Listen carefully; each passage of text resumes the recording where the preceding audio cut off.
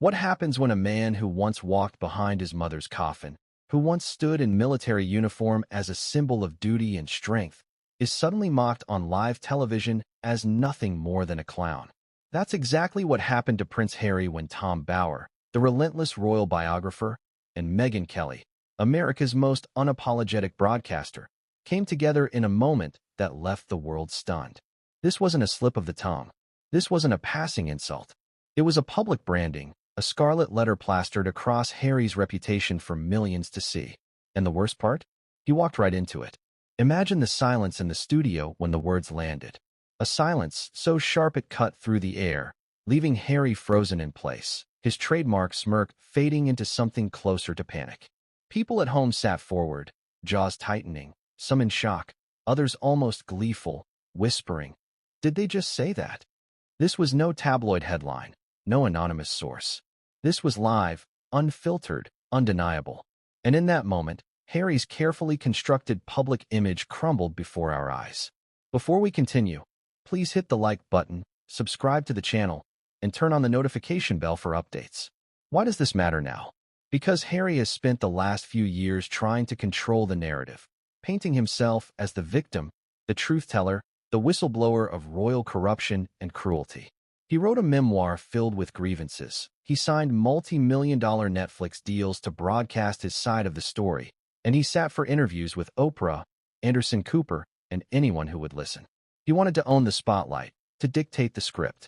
But when the cameras turned this time, he wasn't the one calling the shots. He was the target. And here's the irony. Harry thought leaving the royal family would free him from scrutiny. He believed Hollywood and American media would welcome him as a hero. But fame is fickle. In Hollywood, sympathy has an expiration date. And in America, audiences love a comeback, but they love a downfall even more. What happens when the prince who once embodied tragedy becomes the man audiences laugh at? That's the transformation Bower and Kelly sealed in a single broadcast. Think about this. How often does the world get to see royalty stripped bare in real time? We've seen scandals, sure. Diana's Panorama interview. Andrew's infamous no-sweat disaster. But Harry's humiliation hits different. Why? Because it wasn't orchestrated by palace courtiers. It wasn't buried in the pages of the Daily Mail. It wasn't even whispered in backrooms of Westminster. It happened live. It happened in the very arena Harry thought he had mastered, the global media stage. And let's not forget who delivered the blows. Tom Bower isn't just any commentator. He's spent decades digging into the darkest corners of royal life, exposing lies and contradictions with surgical precision. His words carry the weight of research, of relentless investigation, of someone who cannot be dismissed as gossip. When Bower calls Harry a clown, it's not a casual insult. It's the conclusion of years of watching him unravel. And then there's Megyn Kelly. Love her or hate her, she commands the room. She survived battles with political giants, corporate titans, and media moguls. She doesn't just ask questions, she detonates them. Her audience doesn't want polished niceties, they want blood. And when Harry's name crossed her lips, she delivered exactly that. Picture the setup. Millions tuned in, expecting sharp commentary, maybe even some mild ribbing at Harry's expense. Instead, they got a demolition. Bower and Kelly didn't just poke holes in Harry's story. They ripped apart the entire fabric of his public persona. They mocked his hypocrisy, highlighted his contradictions, and exposed the cracks in his carefully curated image.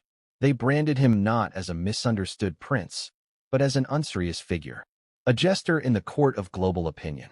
Now, pause for a moment and ask yourself, was this inevitable? Was Harry always destined to end up here, mocked and dismissed by the very people he hoped would champion him? Consider the pattern. He paints himself as a victim of the press, yet sells his life story to the press for millions. He attacks his family, yet leans on their titles for relevance. He demands privacy, yet orchestrates documentaries to showcase his every move. Does that sound like someone who can withstand scrutiny? Or does it sound like someone marching toward a very public reckoning? And let's not ignore the timing. The world is exhausted by Harry's constant complaints. The memoir Spare was supposed to be groundbreaking, but instead it became a punchline, frostbitten appendages and petty sibling squabbles. The Netflix docuseries was meant to inspire, but it felt like a therapy session that never ended. By the time Bower and Kelly had their say, audiences were primed. They were ready to laugh, ready to roll their eyes, ready to crown him with the title he never wanted, the Clown Prince. This is why it matters. Because reputation isn't lost in silence. It's lost in spectacle. And Harry's downfall is happening not in the shadows, but in blazing lights, with the whole world watching. His critics aren't fringe bloggers or bitter ex-staffers. They are established voices with massive platforms. When they speak, people listen. And in this case, they didn't just speak, they roared. But here's the part that should make Harry nervous. Humiliation spreads faster than sympathy. Memes, tweets, TikToks, clips of that moment ricocheted across the internet within minutes. The word clown attached itself to Harry like glue, a label repeated, exaggerated, and weaponized. Once the internet decides who you are, good luck changing their minds. Ask any celebrity who's fallen from grace. Redemption is possible, but ridicule leaves scars that never fade. So let me ask you, do you think Harry can ever shake this? Or has the Clown Prince branding already cemented his place in history as a man who squandered everything for fleeting attention? Think carefully, because this isn't just about Harry. It's about the fragility of reputation in the digital age. It's about how quickly heroes become punchlines, how easily sympathy curdles into mockery. And it's about how one live broadcast can destroy years of careful image building in a matter of minutes. The cameras caught it. The microphones carried it. The world consumed it. And in that moment, Prince Harry wasn't a duke, wasn't a veteran, wasn't a son or brother. He was the punchline of his own story. But what came next would change everything, and no one saw it coming. Prince Harry once believed he could bend the media to his will. He thought he could step away from the royal family, land in Hollywood, and reinvent himself as a global leader in compassion, authenticity, and modern relevance. But here's the twist. In doing so, he set himself up for one of the most brutal takedowns ever delivered on live television.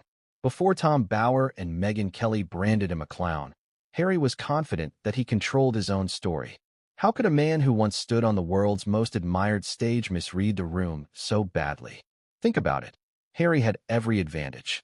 He was Diana's son, the world's favorite rebel prince, the one who seemed more human, more relatable than his polished older brother. For years, the public excused his mistakes, the teenage scandals, the Vegas Strip poker photos, even the Nazi costume incident. He's just a lad, people said. He's grieving.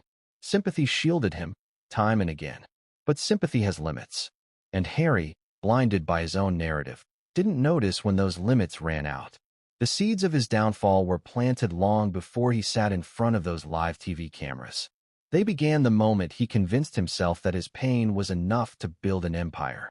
He believed the world would never tire of hearing about his struggles, his resentment of the palace, his desire for independence. He believed he could criticize the very institution that gave him his platform while still enjoying the privileges that came with it. Do you see the contradiction here? On one hand, he shouts about escaping the firm. On the other, he signs contracts where his only selling point is that he's still royal by blood. Let's rewind to 2021. The Oprah interview. Do you remember the build-up? The teasers promised bombshells. The Sussexes sat in that pristine California garden, poised as if about to deliver the most shocking revelations in royal history. And yet, what did we get? Vague accusations, contradictions, half-truths that even sympathetic journalists struggled to defend.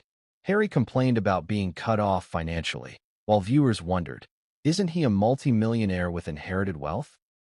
He spoke about security concerns while flying private jets. He demanded privacy while selling his life to Netflix. Already, the seeds of hypocrisy were visible. And yet, Harry didn't notice the shift. He thought the world was on his side. He doubled down. He wrote Spare, a memoir that should have been powerful but instead turned into a global joke. Instead of being admired for honesty, he became a punchline. Frostbitten anatomy, petty fights with William, tales of losing virginity in a field. These weren't the revelations of a serious statesman. They were diary entries of a man desperate for attention. Ask yourself, why did Harry think this would elevate him? Because he misread the media game. He assumed that sympathy is endless, that people would forever see him as the boy who lost his mother, the soldier who served with honor. But the truth is harsher. Sympathy has a shelf life. Once you turn it into a brand, Once you cash in on it repeatedly, the audience feels used. By the time Harry appeared in the live discussion that united Tom Bower and Megyn Kelly, the tide had already turned. The public was restless. The charm had worn off. People who once defended him began to roll their eyes. He thought he was still the tragic hero. In reality, he had become the winner-in-chief. The irony? He walked into that studio believing he would control the conversation. He expected soft treatment, maybe even applause for his bravery. Instead, he faced two of the sharpest voices in media. Now, think about the arrogance that led him there. This wasn't just bad luck, it was miscalculation. Harry surrounded himself with enablers, PR handlers, and advisors who told him he was still beloved, still untouchable. He believed the Netflix cameras would paint him as inspirational, not indulgent. He believed his memoir would earn him credibility, not ridicule. He believed stepping onto a live stage would give him validation. Instead, it exposed him. Do you see the pattern? Every move Harry made after leaving the palace was meant to assert control, but each one stripped away more of his credibility. The Oprah interview showed contradictions. The Netflix series revealed pettiness. The memoir exposed him to ridicule. By the time Bower and Kelly took their shots, Harry wasn't a tragic figure anymore. He was a man who had squandered the goodwill of millions. And that's why the live takedown hit so hard. It wasn't just about the word clown. It was about the years of frustration boiling over. Audiences had been waiting for someone credible to say what they had been thinking. Tom Bower, the meticulous investigator, and Megyn Kelly, the fearless broadcaster, gave voice to that frustration. Harry thought he owned the narrative. But what he didn't realize is this. Once you betray your audience's patience, they turn on you faster than you can imagine. He overplayed his hand, and on that stage, the consequences came crashing down. But if Tom Bower was the sword that sliced Harry's carefully crafted persona, who exactly was wielding it? And why did his voice carry the weight of inevitability? Because the man Harry underestimated most, Tom Bower, was about to step forward with receipts. Who is Tom Bower, and why does his voice cut deeper than almost anyone else when it comes to the royal family? To understand why Prince Harry visibly flinched when Bower's words landed, you need to know the man behind the name. Because Tom Bower isn't just another pundit tossing insults from the sidelines. He is, quite literally, the royal family's worst nightmare, an investigator, a relentless truth seeker, and a biographer whose pen has undone reputations far more formidable than Harry's. Ask yourself, how many writers can make seasoned politicians quake in their boots? How many journalists have entire institutions holding their breath, waiting for the next damning revelation? Tom Bower built his career on fearlessness. From exposing corruption in business to tearing away the polished veneers of the powerful, he has spent decades hunting down contradictions, hypocrisies, and hidden scandals. So when he turned his gaze toward the House of Windsor, the royals knew trouble had arrived. And Harry, in particular, should have known better. Let's rewind for context. Before Bower ever commented on Harry's clown status, he was already infamous for books that toppled reputations. He chronicled the lives of business tycoons, prime ministers, and power brokers with brutal honesty. His method? He doesn't play nice. He doesn't cozy up for exclusive access. He digs, he interviews, he researches until every stone is overturned. Then he delivers the findings in sharp, cutting prose that makes headlines across the globe. When Bower published Rebel Prince, the power, passion, and defiance of Prince Charles, insiders in Clarence House reportedly panicked. The book painted a raw portrait of a future king plagued by insecurities, indulgences, and contradictions. It wasn't flattering, and yet it was meticulously sourced. People realized, if Bower could strip Charles bare, no royal was safe. Then came revenge. Meghan, Harry, and the war between the Windsors. That book detonated like a bomb in the royal Sussex narrative. Suddenly, Harry and Meghan's fairy tale was reframed as something darker. Ambition, manipulation, grievance packaged for profit. So when Bower looked Harry in the eye on live television and called him a clown, it wasn't just another insult from a critic. It was the judgment of a man who had already studied Harry's life, traced his patterns, interviewed his associates, and exposed his contradictions in black and white. It was the verdict of a biographer with receipts. Now imagine how that felt for Harry. He could dismiss tabloids as trash. He could laugh off anonymous palace sources. But he couldn't so easily dismiss Tom Bower, because Bower has credibility. He is feared precisely because his facts stick. When he makes a claim, the burden of proof usually lands on the accused, not him. And that's why Harry sat frozen, because deep down, he knew Bower wasn't mocking without substance. He was summarizing years of evidence. Let's dig deeper into Bower's style. He isn't a performer like Megyn Kelly. He doesn't need shock value or dramatic delivery to grab attention. His weapon is calm precision. He delivers damning truths with the detached authority of someone who knows he can back it up. Think about the power in that. Bower doesn't have to shout to be devastating. He speaks, and the room tilts in his direction.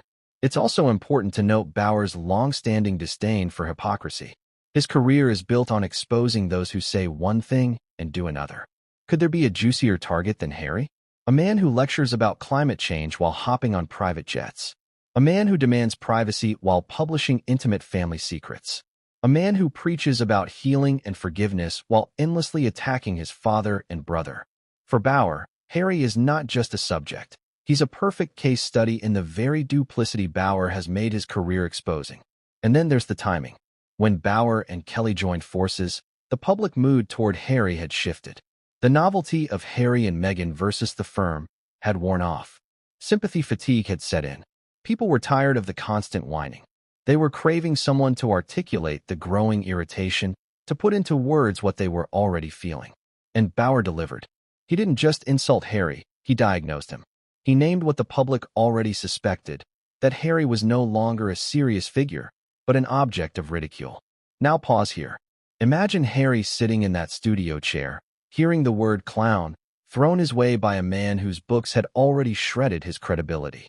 Imagine knowing that millions at home were nodding, laughing, agreeing.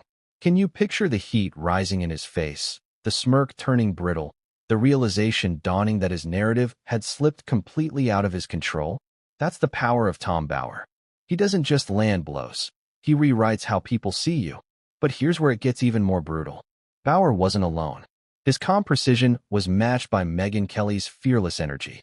Together, they created a 1-2 punch. The biographer with the receipts and the broadcaster with the megaphone.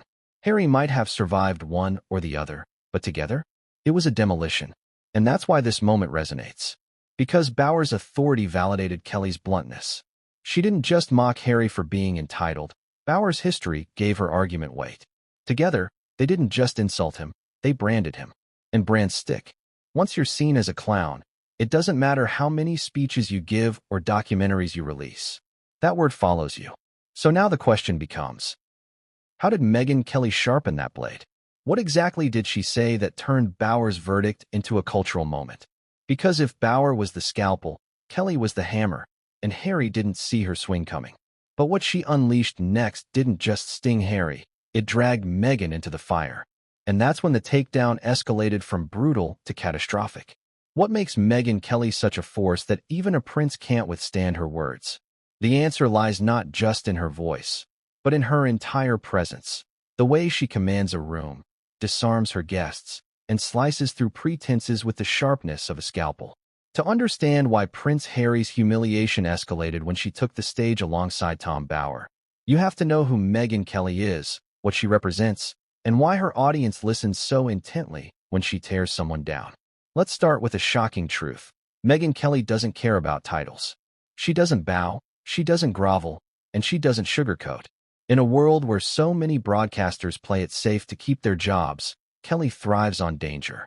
This is the same woman who stood toe-to-toe with Donald Trump at a presidential debate and came out stronger for it. The same woman who left mainstream media giants like Fox News and NBC to carve out her own empire, an empire built on fearlessness. When Megyn Kelly speaks, it feels raw, unfiltered, and brutally honest. That's why her audience loves her. And that's why Harry never stood a chance. Picture this. The cameras are rolling. Tom Bower has already delivered the cutting blow by calling Harry a clown, and the air is thick with tension. Harry might have been able to laugh it off if it stopped there. But then Kelly leans forward, her tone cool but laced with that signature bite, and suddenly the room tilts against him. Unlike Bower, who deals in carefully researched facts, Kelly traffics in tone and timing. She knows how to hit where it hurts, not with endless explanation, but but with a sharp line that resonates like a punchline. Here's why that matters. Harry is used to journalists treading carefully around him. They want the access. They want the clicks that come with his name. But Kelly doesn't need him. She doesn't fear losing him. In fact, she gains by mocking him. Her audience doesn't tune in to see her flatter celebrities. They tune in to see her dismantle them. And with Harry, she had a perfect target. A man who presents himself as serious, but whose actions scream hypocrisy. Think about it. How many times have you seen Harry lecture the world about mental health, only to attack his family in ways that contradict every principle of healing? How many times has he demanded privacy, only to reveal intimate details of palace life in exchange for millions? Kelly knows her audience sees these contradictions. She doesn't need to spell them out in lengthy analysis. She just points and laughs. And once laughter attaches itself to a public figure, it's almost impossible to shake. Her stage presence amplifies that laughter. Kelly doesn't just talk, she performs. Every tilt of her head, every pause, every smirk is part of the delivery. When she calls Harry out, it isn't simply words, it's theater. And theater is what television thrives on. The audience at home isn't just hearing her argument. They're feeling the humiliation ripple through the screen. Now ask yourself, why is Kelly so effective at this particular brand of takedown? Because she knows how to blend entertainment with outrage. She can mock Harry's contradictions while also tapping into the audience's frustration. Millions of viewers are tired of being lectured by a man who seems out of touch with ordinary struggles. Kelly becomes their voice. She doesn't just say Harry is a clown, she makes people feel it. And when that emotional connection locks in, Harry's image suffers a permanent dent. But let's not forget the contrast here. Tom Bower had already set the stage with intellectual authority. He laid out the evidence, the history, the credibility. Kelly didn't need to repeat that. Instead, she built on it, amplifying the insult by turning it into entertainment. Together, they played different roles. Bower as the judge, Kelly as the executioner. And Harry? He was the defendant, trapped on live television with nowhere to run. One of Kelly's sharpest weapons is her ability to simplify complex issues into devastatingly clear sound bites.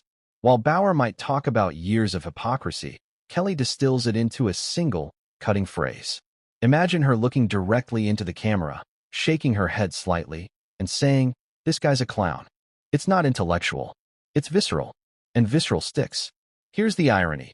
Harry's team probably thought Megyn Kelly was a lightweight compared to seasoned royal reporters or political journalists. They underestimated her. They thought her style was too blunt, too brash. But bluntness is exactly what makes her lethal. While other journalists dance around their words, Kelly slams her point down like a hammer. And the audience, hungry for honesty, eats it up. Now consider the symbolism of that moment. A royal prince, trained from birth to command respect, stripped of dignity by an American broadcaster who owes him nothing. The balance of power shifted in an instant. Harry went from being a man of status to a man mocked openly on one of the most unforgiving stages imaginable. And in today's media environment, once that perception sticks, it spreads like wildfire. Ask yourself this. Could Harry have done anything to defend himself in that moment? Could he have cracked a joke, deflected with grace, turned the insult into a laugh? Possibly. But the problem is, Harry doesn't do humor well when he's the target. He bristles, he stiffens, he sulks. And that only made Kelly's lines land harder. The audience saw not a composed prince, but a rattled man floundering under pressure. And so, Megyn Kelly did what she does best. She turned a serious conversation into a spectacle, a takedown into an event. People weren't just watching, they were enjoying it. They were rewinding clips, sharing them on social media, making memes. Overnight, Harry wasn't just criticized, he was ridiculed. And ridicule is far more dangerous than critique. Critique can be debated. Ridicule becomes culture. But Kelly wasn't finished. Because after dismantling Harry's credibility, she turned her attention to the one person guaranteed to escalate the stakes even further, Meghan Markle. And that's when the humiliation went from personal to catastrophic. The cameras are rolling. The lights are hot. The set is polished, sleek, unforgiving. Prince Harry sits there, shoulders squared, trying to project ease. A practiced smirk pulls at the corner of his mouth, the same one he has relied on for decades to soften awkward moments. But tonight, that smirk is brittle. Tonight, it won't save him. He doesn't know it yet, but he has walked into the lion's den, and the lions are hungry. Think about the irony. Harry has spent years condemning the media, attacking the press, positioning himself as their victim. Yet here he is, willingly seated on a stage where the media controls every second, every camera angle, every soundbite. He believes he can manage it. He thinks this will be another opportunity to plead his case, to garner sympathy, to remind the world of his pain. But the mood is different this time. The audience isn't leaning in with pity. They're watching with skepticism, with impatience, with a thirst for something more than endless complaints. And opposite Harry sit Bower and Megyn Kelly, two figures who sense blood in the water. From the first second, the tension is palpable. Kelly leans forward, her body language sharp, predatory. Bower sits back with the quiet confidence of a man who knows his research speaks louder than performance. Harry, on the other hand, shifts slightly in his chair, fiddling with his notes, the faintest sign of nerves. He tells himself he's prepared. But how do you prepare for an ambush of truth and mockery? The discussion begins with polite framing, as all such broadcasts do. Questions about Harry's public image, about his memoir, about his new life in America. He answers with rehearsed lines, the same talking points his PR team drilled into him. Family trauma, personal growth, mental health advocacy. But as he speaks, it feels hollow. The words are practiced, but the conviction is missing. And then, just like that, the tone shifts. Bower raises a brow. He waits for Harry to finish, lets the silence linger just long enough to unsettle him, and then drops the first hammer. Calm, precise, unemotional. He calls Harry what the public has whispered for months, a clown, not a statesman, not a leader, not even a credible critic of the monarchy. A clown. The studio stills. The word hangs in the air like smoke after a gunshot. Harry blinks. The smirk falters. For a second, he looks like a boy caught misbehaving rather than a grown man demanding respect. Across the screen, millions lean closer. Did Bower really just say that? Harry tries to laugh it off, but it doesn't land. His chuckle is forced, his eyes dart sideways. He mumbles a deflection, but the damage is done. The word is out there, sharp, simple, unforgettable. And then Megyn Kelly pounces. Where Bower was clinical, Kelly is merciless.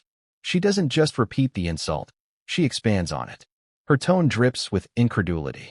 She mocks his contradictions, his endless victimhood, his inability to see how absurd he appears. This guy lectures us about privacy while cashing Netflix checks for exposing his family. She quips, her voice cutting through the studio. It's laughable. He's a clown. The audience titters. Somewhere, a cough tries to mask a chuckle. But the cameras catch everything. Harry stiffens, his jaw tightening. For once, the prince who has been endlessly coddled is stripped bare, forced to absorb humiliation in real time. No palace aides to step in. No Hollywood producers to edit the footage. Just him, live exposed. What makes this moment so powerful is not just the insult itself, it's the setting. Live television is unforgiving. There are no second takes, no chance to reframe. Every flinch, every awkward pause, every bead of sweat becomes part of the spectacle. And Harry, a man who once thrived under the protection of royal stagecraft, now faces the raw, unfiltered reality of media at its most brutal. Think of the symbolism. A prince, trained from birth to command deference, sitting powerless while two broadcasters dismantle him before millions. The institution that once shielded him is gone. The respect once afforded him has evaporated. All that remains is a man who thought he could control the narrative and lost. But here's the twist. This wasn't the climax. This was only the beginning. Because while the word clown left Harry rattled, what came next would drag Megyn into the crossfire and ignite a firestorm that turned humiliation into catastrophe. One word. That's all it took to shatter the illusion Harry had been clinging to. Clown. Sharp, dismissive, merciless. It sliced through the air, through the cameras, through the protective bubble Harry had tried so desperately to build around himself. And in that single instant, the entire tone of the broadcast shifted. Picture it. The studio audience collectively inhaled, some gasping audibly, others stifling laughter. A few hands even shot to mouths in disbelief. Bower's calm delivery made it worse. It wasn't a loud insult thrown in anger, but a cold, factual assessment. He may as well have been reading a line from one of his books. And that, more than anything, made it sting. It wasn't shouted, it was declared. Harry froze.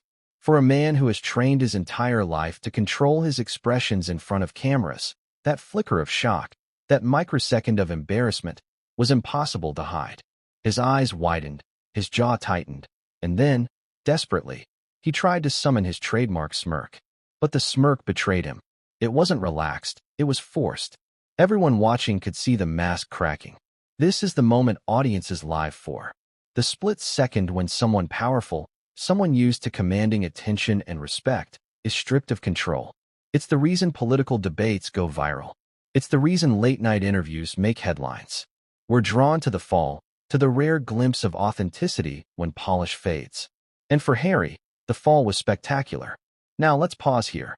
Why did the word clown land so devastatingly? Because it crystallized what so many already felt but hadn't said aloud in that exact way. Harry had become a walking contradiction, a man whose every action seemed to undermine his words. People were tired of being lectured by someone who flew private while preaching climate change. They were sick of his demands for privacy as he fed details of family fights into a memoir for profit. They rolled their eyes when he painted himself as a victim while sitting in multi-million-dollar mansions. Clown summed it all up in a way no essay or op-ed ever could. Harry's attempt at recovery was painful to watch. He tried to laugh along, mumbling something about, "That's one opinion." But the damage was irreversible.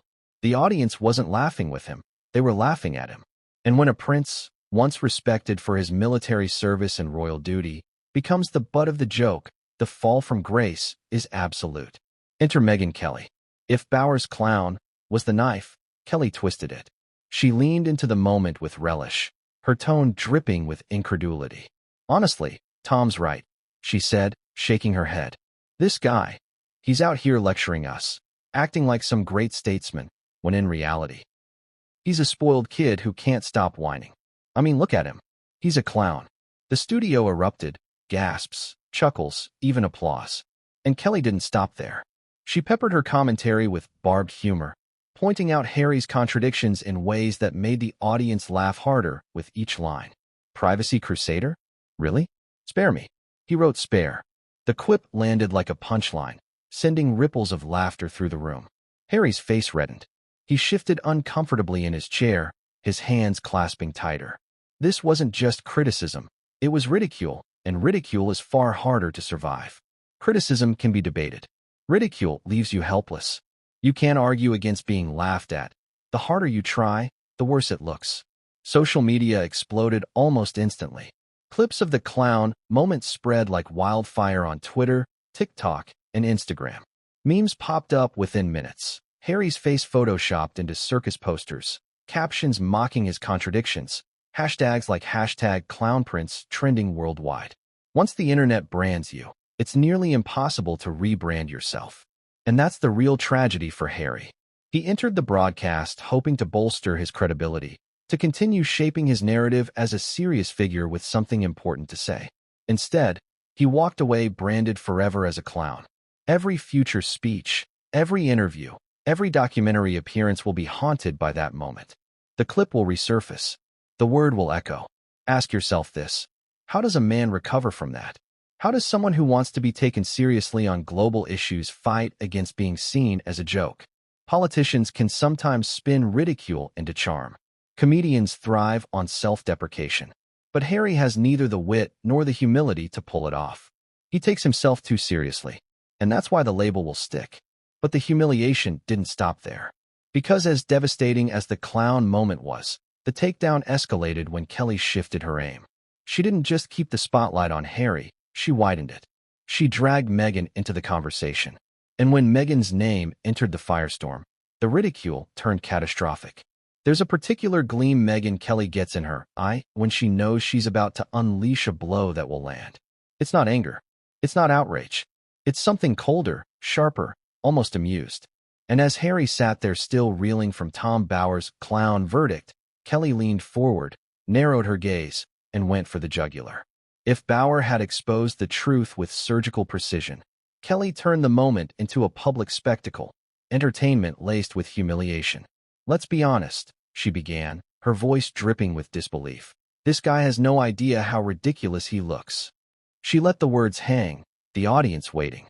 Then she continued, each sentence like a dart aimed directly at Harry's contradictions. He lectures us about compassion while mocking his brother's baldness. He talks about privacy while cashing millions to spill family secrets. He wants us to see him as a leader, but all I see is exactly what Tom said. A clown. Laughter rippled across the studio. Not cruel, not harsh, just amused. That's what made it worse. The audience wasn't outraged by Kelly's words. They were entertained. And ridicule is deadlier than anger. Anger fades. Entertainment sticks. Harry's reaction was telling. He shifted in his chair, forcing a smile that looked more like a grimace. His hands tightened, his posture stiffened. He tried to deflect with a weak chuckle, but it only added to the perception that he was completely out of his depth. Kelly's smirk widened. She smelled blood. And here's where she excelled. Kelly didn't simply mock Harry's words. She painted vivid pictures of his hypocrisy. Remember that Netflix documentary? She asked the audience, her tone dripping with sarcasm. 6 hours of moaning about how hard it is to live in a palace. 6 hours of telling us they want privacy, filmed by professional camera crews in their $14 million mansion. Oh yes, that screams authenticity. The audience laughed louder. Harry's face flushed. Then she twisted the knife further. He wants to be seen as a serious man, she said, shaking her head in disbelief. But he's turned himself into a parody. Honestly, if he weren't a Windsor, no one would pay him a dime.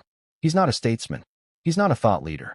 He's just Megyn's +1 with a chip on his shoulder. The line detonated. Gasps, laughter, murmurs swept through the studio. Harry's mask cracked completely now. His smirk was gone, replaced by the tight-lipped expression of someone barely holding it together. He had been called irrelevant, reduced to an accessory to his wife.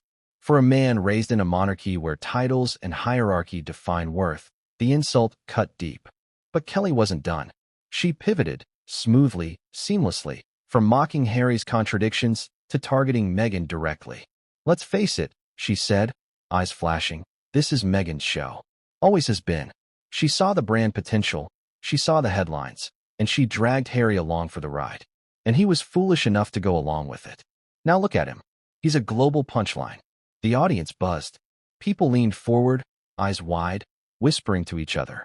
Because Kelly had just said what many suspected but few dared to declare so openly, that Harry wasn't the mastermind at all. He was the puppet. The clown, yes, but Megyn was the ringmaster. Harry's face said it all. His jaw clenched, his gaze hardened. But what could he say? Deny it? The evidence was already out there. Megyn driving the Netflix project, Megyn shaping the interviews, Megyn pushing for the tell-all memoir. Harry's silence only confirmed the perception that he wasn't in control. Kelly's takedown was brutal not just because of the words, but because of the delivery. She didn't shout. She didn't sneer. She laughed. And laughter is contagious. Once people are laughing at you, they're no longer debating your credibility. They've decided you're a joke. Ask yourself, how does a man come back from this? A politician could defuse it with wit. A celebrity could self-deprecate, turn the joke on themselves. But Harry? He doesn't have the charm, the quickness, the humility. He bristles. He sulks. He clings to seriousness in a moment that demands levity. And that only makes him look more foolish. The studio that night was a microcosm of the world. Tom Bower provided the facts, the receipts, the weight of history. Megyn Kelly delivered the performance, the sting, the spectacle. Together, they didn't just criticize Harry, they branded him. And once a brand sticks, it's nearly impossible to shake. Clown. Megyn's +1. These aren't just insults. They're identities. Identities the world repeats, memes, shares, and internalizes. But here's the twist. While Harry sat there visibly humiliated, Megyn wasn't even in the room. Yet her shadow loomed larger than ever. Because by invoking her name, Kelly shifted the narrative from Harry's clownishness to the toxic dynamic that defined their partnership. The humiliation wasn't just personal anymore. It was marital, systemic, catastrophic. And what came next? Kelly and Bower would lay bare the Megyn factor. They would connect the dots between her ambition and Harry's downfall. And in doing so, they would take the takedown from embarrassing to annihilating. There's a reason Meghan Markle's name hovers like a storm cloud whenever Prince Harry is under fire. He might be the one sitting in the chair, fielding the questions, but Meghan is never far from the conversation. And that night, as Bower and Megyn Kelly turned up the heat, the inevitable happened. The spotlight shifted. Meghan was dragged into the fire. Kelly made the pivot smoothly, almost casually, as though it were the most natural thing in the world. "You know," she said, looking at Bower with that knowing smirk. "None of this happens without Meghan. Harry wasn't like this before." The audience stirred, soft laughter, murmurs, even a few gasps. They knew where this was going. And Harry? His face said everything. His jaw tightened, his eyes darted down, his expression stiffened into a mask. Because here's the truth. Harry can barely handle criticism aimed at himself. But criticism aimed at Meghan? That's when his defenses flare, when his composure cracks. And Kelly knew it. She exploited it. She framed Meghan not as the loving partner Harry describes in interviews, but as the architect of his downfall. Harry was once the cheeky, likable one. Kelly continued, her tone mocking but steady. Now look at him. Miserable, angry, whining constantly. Who's been whispering in his ear this whole time? Meghan. She's turned him from the spare into the clown. The studio audience buzzed with energy, some nodding, some laughing. This was no longer just about Harry's contradictions. This was about Meghan's influence. And that cut deeper than any personal insult. Bower backed her up, his voice calm, authoritative. Exactly. The tragedy is that Harry once had goodwill on his side. People forgave him. They related to him.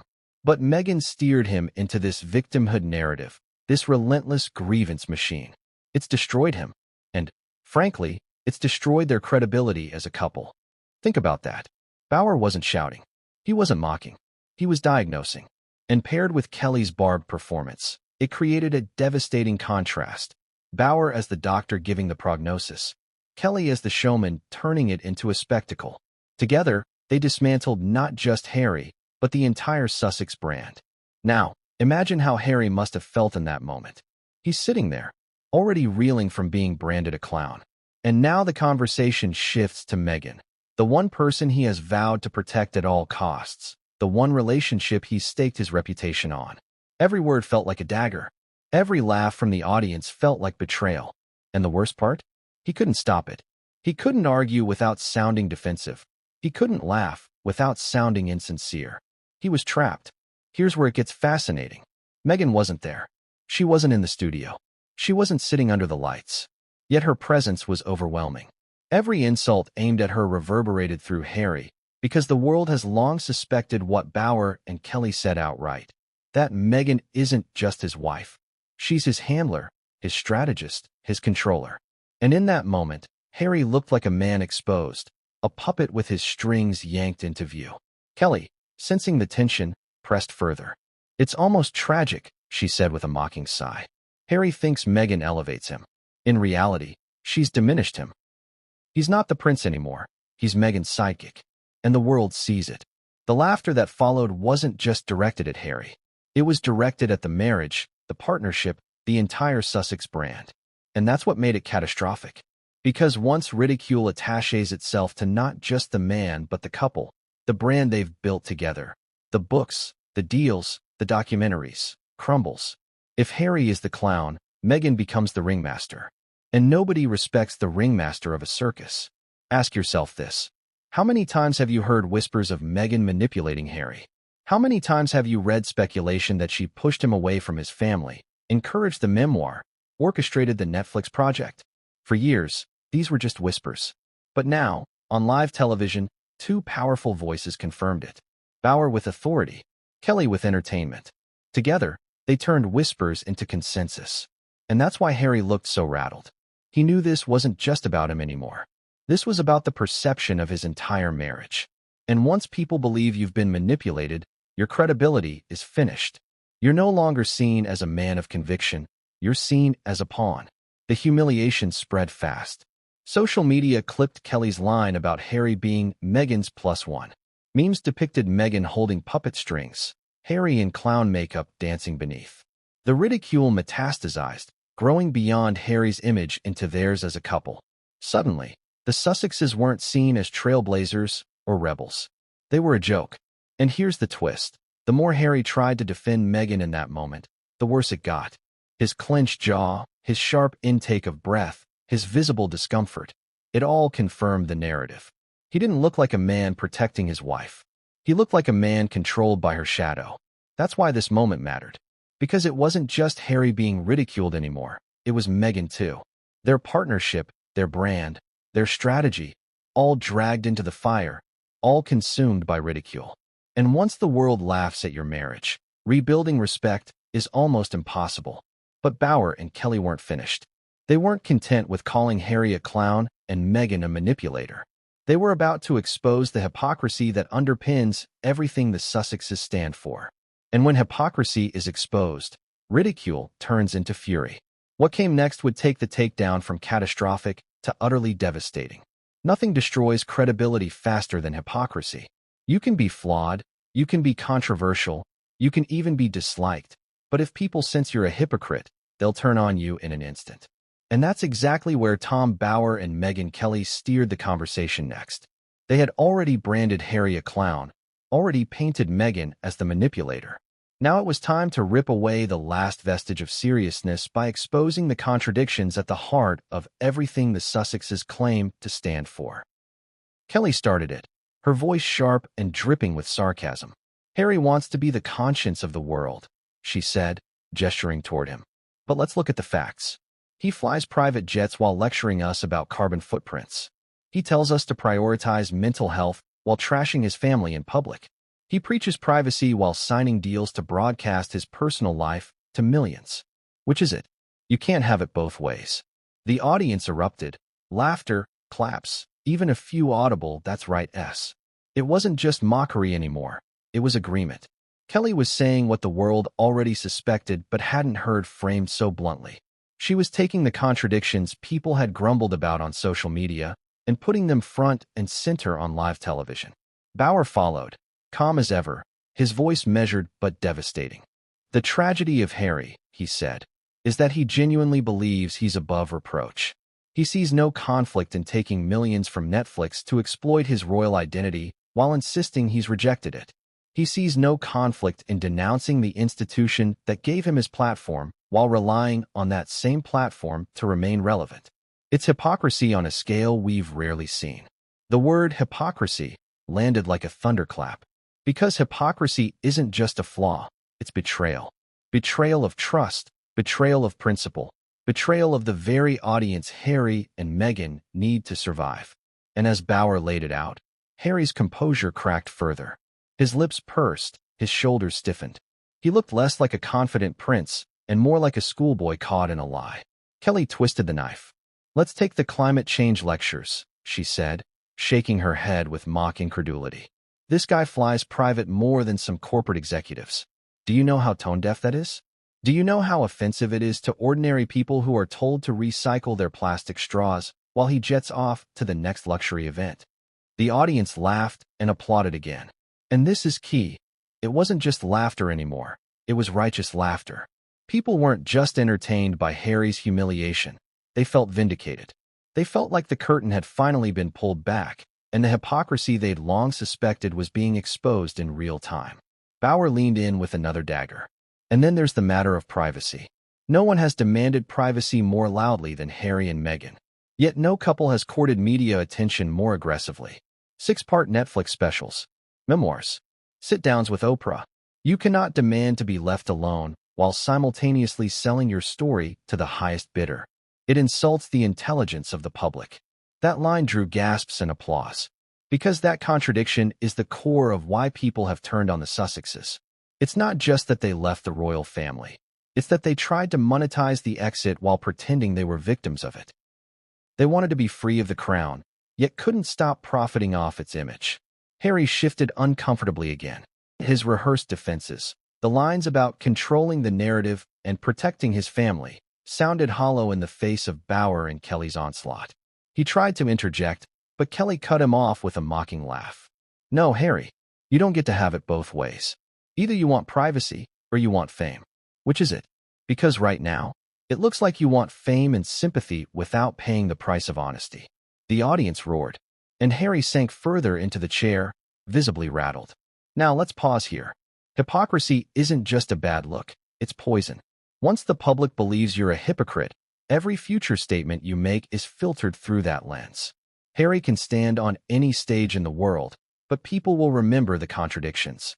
They'll whisper about the private jets. They'll laugh about the privacy crusade that came with a Netflix camera crew.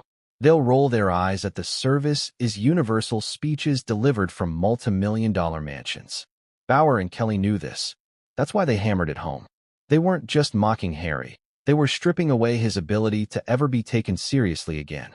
They turned him from a flawed man into a walking contradiction. And once that identity takes hold, it sticks. But here's where the real sting lies. Hypocrisy isn't just Harry's problem, it's Meghan's too.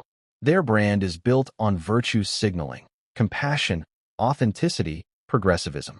If that brand is seen as fake, as hypocritical, it collapses. No company wants to partner with a punchline. No audience wants to be preached to by people they don't trust. And on that stage, in that moment, trust was annihilated. Ask yourself, how do you rebuild from that? How does Harry stand in front of an audience again and talk about saving the planet without people laughing about his jet fuel? How does he talk about healing without people recalling his attacks on his own family? How does Meghan talk about female empowerment while people whisper about her alleged treatment of palace staff? You can't. Once hypocrisy sticks, it's nearly impossible to shake. And that's why this moment wasn't just humiliating, it was devastating. But Bower and Kelly weren't finished yet. Because if hypocrisy makes you laugh at someone, betrayal makes you hate them. And the next part of their demolition went beyond ridicule. They turned their attention to the one thing Harry cannot outrun, his betrayal of his family. And that's when the takedown escalated from devastating to utterly damning. Family is supposed to be sacred, especially for a man who grew up in a dynasty where lineage, loyalty, and tradition mean everything. Yet Prince Harry's story has become one of betrayal. Betrayal not just of an institution, but of the very people who raised him, protected him, and stood beside him through triumph and tragedy. And that night, as Bower and Megyn Kelly continued their dismantling, they took the knife of ridicule and plunged it straight into the heart of Harry's greatest sin, turning against his family. Bower set the tone, his voice calm, his delivery unhurried. He spoke not as a pundit, but as a biographer who had sifted through decades of evidence. The real tragedy of Harry, he said, isn't that he's become a hypocrite. It's that he's betrayed the very family who gave him everything. He wasn't cast aside. He chose this path. And he chose to make his private grievances public for profit. The words hung heavy in the studio. Kelly jumped in, sharper, more cutting. Exactly. Let's call it what it is, betrayal. He's turned his father into a villain. He's mocked his brother. He's exposed his sister-in-law's private moments. Who does that to their family? Who takes the most intimate, painful experiences and sells them to Netflix and Penguin Random House? It's disgraceful. The audience murmured, some clapping, some shaking their heads. This wasn't laughter anymore. This was judgment. And judgment is far more dangerous than ridicule. Because ridicule makes you a joke. Judgment makes you an enemy. Harry sat stiff, his expression frozen. But the damage was obvious. Everyone could see it.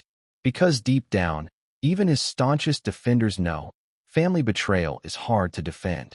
Let's step back and remember how Harry built his credibility after Diana's death.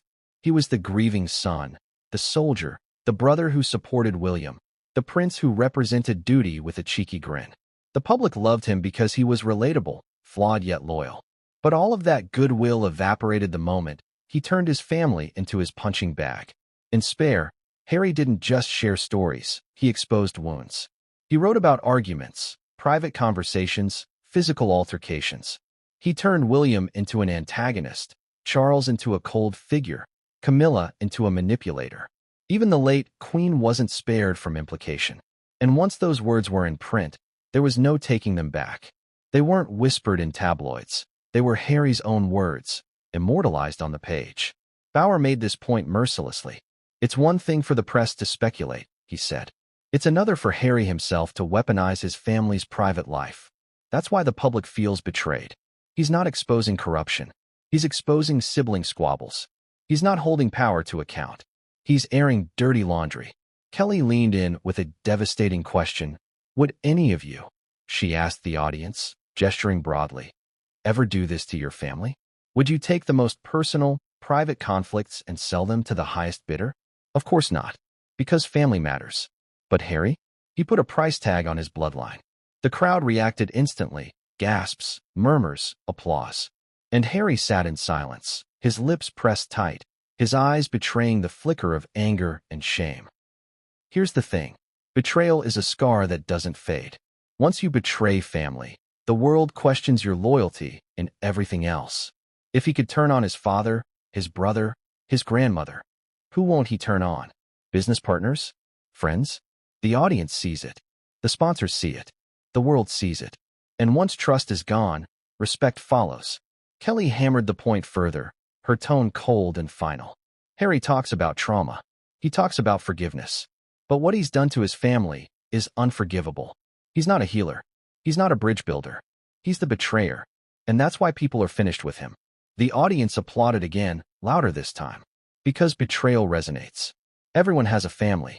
Everyone knows the unspoken rule that, no matter the fights, no matter the grievances, some things stay private. Harry broke that rule. And now he's paying the price. Social media caught fire with this angle. Hashtags like #betrayal trended alongside #clownprince. Commentators dissected every passage of Spare, every clip of the Netflix series, every interview where Harry criticized his kin. The narrative crystallized. Harry wasn't a victim. He was the aggressor. He wasn't protecting his family. He was selling them out. And here's where the pain deepens. By betraying his family, Harry didn't just damage himself, he damaged Megyn too. Because in the public's eyes, she was the catalyst, the instigator. Every jab at Charles, every swipe at William, every cold reference to Kate was seen through the lens of Megyn's influence. Which meant that the betrayal wasn't his alone, it was theirs as a couple. Harry sat there that night, silent, rigid, humiliated. He knew he couldn't defend it. He knew there was no way to justify turning his family into content. And in that silence, Bower and Kelly's words became truth. The clown was now also the betrayer. But if ridicule makes you laugh, and betrayal makes you furious, what happens when the world responds in real time? What happens when the cameras cut, but the internet lights up with memes, hashtags, and outrage? The answer came quickly. The broadcast might have ended in the studio, but for Harry, the humiliation was just beginning. Because the moment the show hit the airwaves, social media exploded. And what unfolded online turned a brutal takedown into a global spectacle. The cameras went dark. The studio lights cooled. Tom Bower and Megyn Kelly walked away satisfied, their words still echoing in the room. But for Prince Harry, the real nightmare was only just beginning. Because in today's world, humiliation doesn't end when the broadcast cuts. That's when it multiplies. That's when it spreads. And in this case, it spread like wildfire. Within minutes of the clown moment airing, social media detonated. Twitter, TikTok, Instagram, YouTube, all flooded with clips of Harry's stunned expression, Kelly's smirk, and Bower's calm, surgical delivery. Millions of people who hadn't even watched the broadcast live now saw the most brutal highlights on their feeds. Hashtags shot to the top of trending lists. #clownprince, #Megxit #Harry the hypocrite. Pause for a second and think about that.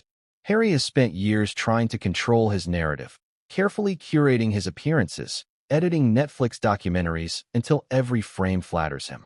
Yet here he was, exposed in real time, and the world was rewinding, replaying, and remixing his humiliation into memes. No editor could save him now. One meme showed Harry in a circus tent, juggling his book Spare, a Netflix contract, and a toy crown, with the caption, "Welcome to the greatest show off Earth." Another slapped clown makeup on his face, the red nose glowing, while Megyn loomed in the background as the puppet master. TikTok teens added circus music over the clown clip, racking up millions of views overnight. But it wasn't just the memes. Commentary came fast and furious. Influencers mocked him in short-form videos. Privacy, but for Netflix only. Political pundits chimed in. If Harry can betray the Queen, imagine what he'll do to Hollywood. Even comedians who had once been careful not to touch royal drama suddenly had fresh material. Late-night shows replayed the clip, their audiences howling as hosts parroted Kelly's line. "He's Megyn's +1. Period." The humiliation metastasized. What began as a TV takedown became a cultural event. People weren't just laughing at Harry, they were bonding over it.